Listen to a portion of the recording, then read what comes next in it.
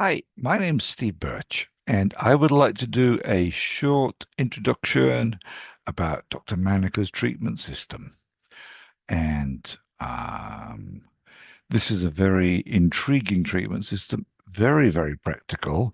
From the time you start the workshop till you finish, probably 50% of a workshop on this system will be hands-on practice, where we supervise you practicing.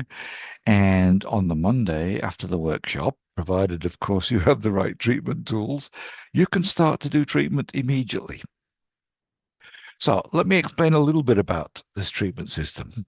Dr. Manaka represents or represented one style of Japanese acupuncture. He had his own unique methods and he blended them with methods that are very commonly used in Japan. So who was Dr. Manaka? Dr. Manaka was a medical doctor, graduated medical school in the 1930s. He was a surgeon. He owned and ran his own hospital. He also studied herbal medicine in the 1930s. Then in the 1940s started studying acupuncture. Here's a picture of him.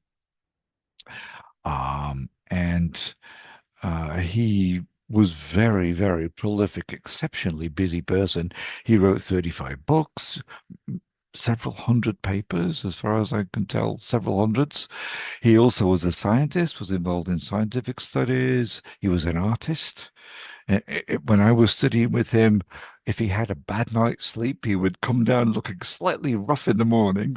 Of course, he was 76 at the time, looking a little bit rough, but holding a couple of new paintings that he'd done because he was up half the night and he wasn't sleeping very well. He also was writing poetry, sculpting, calligraphy. He was a very creative person. He was also fluent in modern and classical Chinese and Japanese, and fluent in French, German, and English, with good knowledge, working knowledge of other languages like Korean, Sanskrit, Russian, Spanish, etc., etc. Um, and also developed in the 1980s, developed really new, novel way of thinking about, in a more comprehensive way, what is acupuncture? If we think about the traditional theories of acupuncture, how do we make sense out of that in light of modern biological understanding of the body?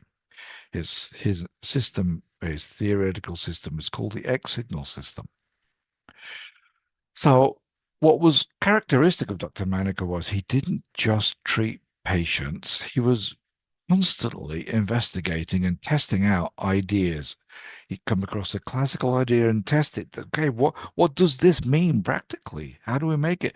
And if I can't figure out how to use it practically, we're not going to use it. We're not going to talk about it. Very, very practical way of understanding things and trying to make sense of things. But it also meant that for all the different treatments that he put together, everything had been through this process of testing before it got there. So when he treated patients, he wasn't making stuff up or just copying out of a book. He was using things that he'd done this various clinical testing on. His primary treatment method was using a tool called the ion pumping cords. This is basically a wire with a diode in it and positive and negative red-black clips. Um, he developed the ion pumping cords in the 1950s out of novel ideas about how to treat burns, to relieve the pain and speed up the healing in burns. And basically, the cord has a diode in it, which allows electricity to flow in one direction.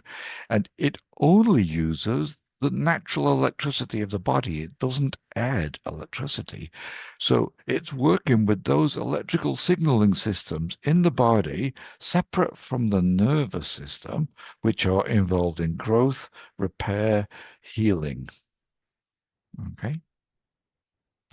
And he developed, after he developed the iron pumping cords, he developed a very systematic four-step treatment approach, um, with assessments at each stage of what you do, so that you can understand what's happening. How well is the patient changing? What do I need to do next? as kind of characteristic of Manaka's system. He called it the yin-yang meridian or Challen balancing therapy. He had a really novel way of thinking about the body using quite interesting, more physics-based understanding of the body. It really stretches your imagination, his way of thinking about things. But at the same time, it very elegantly captures many traditional Chinese ideas about the meridians and so on. One of the iron pumping cords are applying polarity to points. So, based upon a diagnosis, you needle points and you attach the iron pumping cords, and you watch changes in the body musculature. This is something he observed very early on after developing the iron pumping, is that you can get muscle groups in the body to relax. And over time, he figured out which pair of extraordinary vessel treatment points, for example, Yin Chao Ren Mai, kidney 6, lung 7, or Yin Wei Chung Mai, spleen 4, pericardium 6, which pair of points creates which change in which groups of muscles, so that he could then, on the basis of that, start associating, if you find tension in these areas, therefore treat these points with this technique. Very, very practical, not at all theoretically driven. No unnecessary theory. It's very easy for acupuncturists to make up lots of theories and tell a lot of interesting stories. It's more important that you can make the patient's body change. That's much more important. So Manaka system is exceptionally effective at doing this. And what he found was after working out how the patterns of abdominal musculature changes um, reflect different treatment possibilities, he also mapped out on the back half of the body where you find tension and tightness and what typically occurs, or what points to use, what techniques to use. And on the basis of that, he developed a treatment system treating on part part face up, part face down. So half the time the patient is face up, half the time they're face down, front and back of the body. And it's very systematic. It creates very big whole body changes. It's not just affecting those areas that you target with the needling or the meridians that you target when you needle them, but the whole body starts showing changes. He mapped this out very, very nicely. Another thing, but this is also typical in China, in Japan. Most acupuncturists in Japan are not using this modern Chinese TCM needling, where you insert a needle and manipulate it to produce a sensory stimulation called doqi. It's a relatively new technique. It comes from the 1950s in China. Um, it's for example, when doing the treatment with the iron pumping cords, thin needles are shallowly inserted, maybe 2-3 millimeters. When you're treating points on the back, thin needles are inserted intramuscularly with application of heat to the needles, but you're not seeking doqi. So it's very relaxing experience for the patient. So one of the things that came up out of his practice, out of his experience, was he observed what treating the extraordinary vessel treatment points could do, and he had to come up with a theory to explain it, because you saw these really big changes in the body. So on the basis of that, he started uh, trying to understand from a biological point of view what might be happening. He read all the early historical and a lot of the modern texts that describe and talk about the extraordinary vessels. So he was very thoroughly grounded in the world literature, and especially the early Chinese literature and Japanese literature on the extraordinary vessels. And he came up with a novel idea. He thought that the extraordinary vessels were part of a very primitive signaling system that predate the meridian system. And essentially they involve in sort of redistribution of resources, which the Chinese conveniently called qi. And the way that the extraordinary vessels achieve the goal of redistributing the resources or chi in the body is different in nature and action than that of the 12 meridians. So it's an interesting part of his system. And as I said, the tiny electrical signaling systems that are triggered by using the ion pumping cords seem to tap into the incipient electrical signaling systems in the body, creating quite rapid, palpable changes in the body musculature. For example, you feel stiffness in the subcostal region, you decide to treat points A and B, you needle A, you needle B, you attach the ion pumping, you go back to the abdomen, you don't delay, and immediately the subcostal region is softer. It's very interesting, curious, right? And this kind of observation through systematic study, as I said, led to identifying particular treatment combinations, and reactive muscle reaction patterns associated with those treatment combinations. And they're quite easy to determine. There's no complicated questioning, there's no complicated analysis. The moment somebody lays down on the table, I palpate certain regions of the abdomen, and I know I should treat pattern A, B, or C. And then I palpate a few more points. Okay, I'm going to treat pattern A. It took me 2 minutes. That's quite handy, but especially when you've got complicated patients with difficult medical histories, right? Anyway, another thing that's interesting about Manaka's use of the extraordinary vessels was, if you look at the history, and please remember, I wrote a book with Kikyo Matsumoto on the history and nature of the extraordinary vessels, and I've written extensively about them in multiple locations. But if you look at the history and development of the 8 treatment points for the extraordinary vessels, those 8 treatment points come with no theory. They're not attached to any prior discussions of the extraordinary vessels. They come with long lists of symptoms. So therefore, in the 20th century, acupuncture is initially and for a long time have viewed the 8 extraordinary vessel treatment pairs of points like pericardium 6, spleen 4 as being purely symptomatic treatment associated with long lists of symptoms.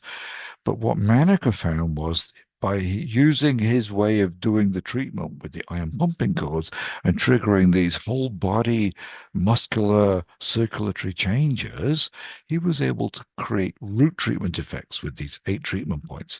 In Japan, that's a little bit unique to do that. So how is the diagnosis done in Manaka's treatment system?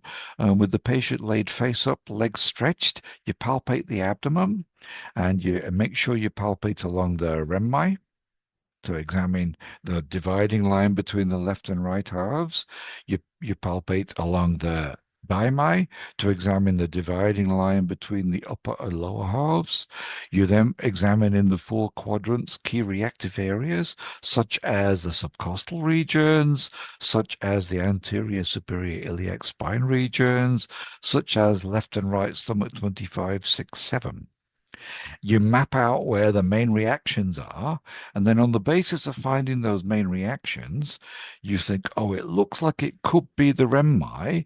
Then you palpate other points associated with the renmai to confirm, yes, let's treat Yincha renmai.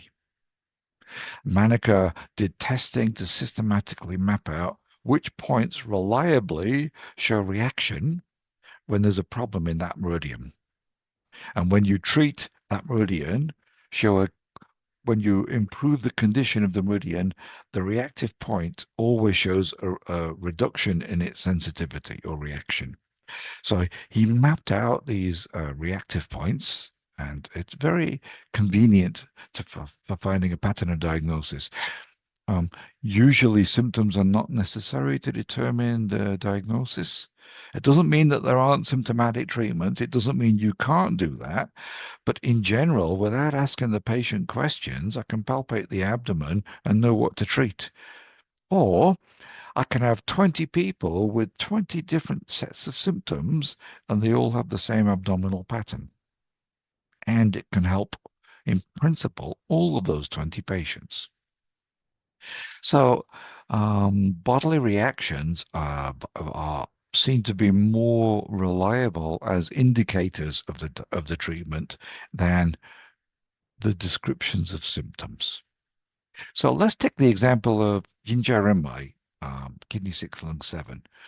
So the first finding is that you find reactions along the renmai, stiffness above the navel, softness below the navel.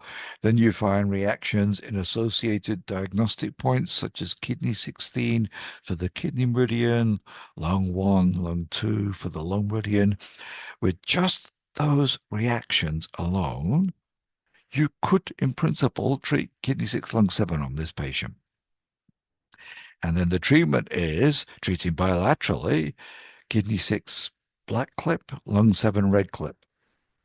It's quite simple. It just takes practice. Your hands have to learn to understand what they're feeling. You have to practice the techniques. You have to improve your point location. Make sure you know how to find the points. Because if you needle kidney 6 and you're off by 3 millimeters, the abdomen doesn't change. You pull out the needle and you put it into the correct location 3 millimeters away, the abdomen immediately changes. It's very curious. So the treatment structure of Manaka's system is you've got this 4-step treatment process. Initially, it was just iron pumping cords, but that was in the 1950s. By the 1970s, it had developed into this systematic 4-step treatment process. Step 1, treat to release reactions on the yin anterior half of the body, meaning stiffness, tightness, and so on, pressure pain on the abdominal wall. Step 2, treat to release reactions on the yang posterior half of the body, in particular the back shoe points, but it also includes the neck, the shoulders, and so on. There's a lot of reactive points back there. It's not difficult to find them, but we treat to make those tighter muscles more relaxed.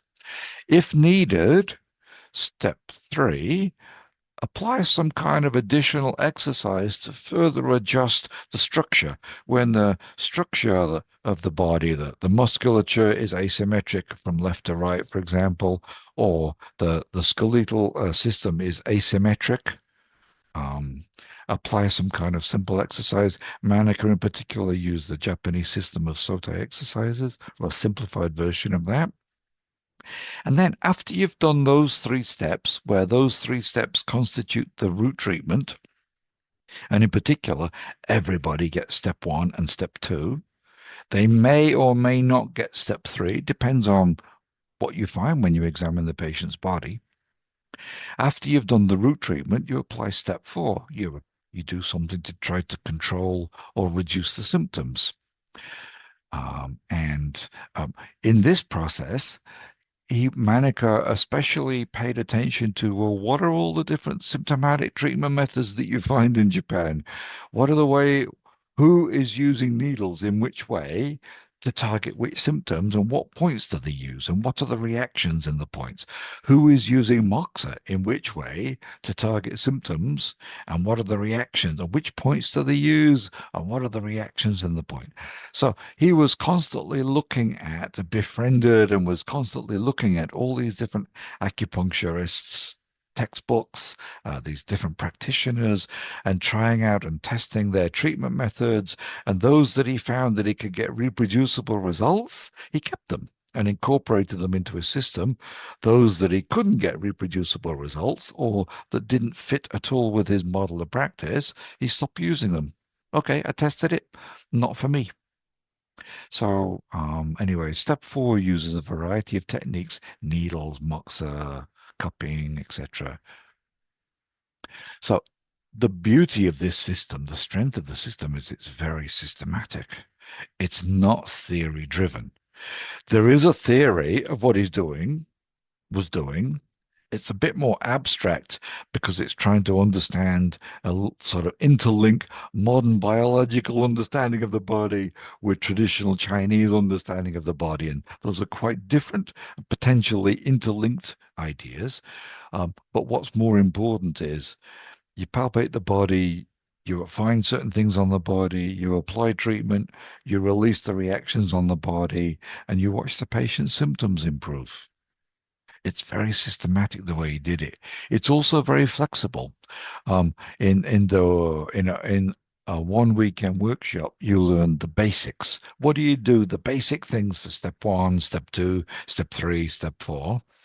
But then in a more extended series of workshops in a program, you learn alternative step 1, alternative step 2, alternative step 4 treatment options, and so on. So that it gives you the ability to approach a patient and have much more flexible approach. And this allows you to adapt to stubborn conditions that don't easily change. It allows you, Manaka had a very thorough description about prognosis and adjusting your treatment approach on the basis of your prognostic assessment of the patient. And also, like many other acupuncturists in Japan, paid a lot of attention to dose needs and whether we need to adjust the treatment to match the dose needs of the patient and how to do that. So the treatment system also incorporates this. This allows you, with these things here that I just described, it allows you to take a treatment that you could apply on 20 different people, a very similar treatment, but it allows you to adjust it to each individual patient. So it's much more individualized. And another beauty and strength of this system is the diagnostic approach is really quite simple. Of course, there's always going to be cases where you scratch your head and go, that's a bit difficult. But 99 times out of 100, I would say, or 98 times out of 100, you palpate in the belly, you got it, you know what to do. And if it didn't work, you've got several other options you can try in future treatments because you've got very clear patterns that emerge. And there's also methods on prioritizing and selecting between patterns. In general, the treatment approach is quite light and very easily adapted to the patient's condition. If you're like me and you don't like needles, you don't like to feel the needles, you have a reaction when you feel the Chinese Dutchy sensations, and many of our patients are not terribly keen on this stuff. But if you're like me, you prefer this kind of lighter treatment system because you don't typically feel so much, except the fingers when you're palpating, of course. And one of the other things that's characteristic of acupuncture in Japan, and Manaka's system is very strong on this, is you find a reaction, you treat points, you make a decision, you treat a point or points, you immediately reassess the reaction. Did it work? Yes or no? And the treatment method is based upon the ability to predict and create those changes. So you get immediate feedback on the precision and degree of change and how well your treatment's going and so on. This is really very helpful. So here's an example of a typical treatment. The patient comes in, I palpate the abdomen, I look at the 8 typical treatment patterns, and in a 1 weekend workshop, I'm usually teaching a core 8 treatment patterns. I decide I'm going to treat pattern 7. Right? I pick one of the 8 patterns. I needle the points, leave the cords on for up to 10 minutes. Then I turn the patient over. I needle related back shu points because each pattern that's treated at step 1 has typical reactive patterns on the back. So there are typical back shu points that are treated. Treat those back shu points either with moxa on the needle or use a heat lamp or something like this. And then I maybe palpate on the neck and shoulder area to release tension in there as well, which also allows me maybe to start targeting the headache, for example, or the neck shoulder pain, whatever it was that the patient was complaining about. This particular patient, I don't see any prominent asymmetries, so I don't need to do step 3. And then I'm doing some additional needling on the back, what's called chishin, inserted needling with no manipulation. Just tap it in and leave it. My favorite kind of needling. And you do that to reactive points to try to target symptoms, and it can be done while you're doing step 2. Maybe I'm leaving press tags or intradermal needles to reactive points to target symptoms, or maybe I'm applying the Japanese direct moxa, which is a specialized method in Japan called okyu, at reactive points to target the symptoms, and so on. So that typical treatment there, probably I can get all of that done in 25 minutes, 30 minutes. Of course, as a beginner, you'll be a bit slower. So I met Manaka in 1985. He invited me to Japan to study with him so that I could help write his book. This is the book, Chasing the Dragon's Tail. I studied with him between 1985 and 1989 when he passed away. Manik co-author in this book. And if you look at the book, you'll see it's quite comprehensive. It has a lot of detail in it. And also it describes his background theories, his methods of testing, gives an overview of his results of his testing and how that informs his decisions in diagnosis, how it informs his decisions in point selection, treatment selection, and so on, and a lot of case histories to illustrate the effectiveness. It's a very interesting book. It's not something you can sit down and quickly read. I have taught Manaka system in many different countries, and I'm currently working with Oren Kivity, who is the principal author of a new book that we're working on Manaka's system as the first of a several volume series. I'm also working with Brenda Lowe from the US, who's been using the system 30 odd years, and Marion Fixler from the UK, who's been using the system for 25 years, or no, more than 25 years. Paul Movsesian from Australia, who's been using the system also for more than 25 years. And we hope to get the book in print later this year. Anyway, that was a very quick overview of this treatment system. I hope I've given you something to think about, been interesting, and especially I hope to see you in the workshops. Okay, thank you very much. I'm going to quit here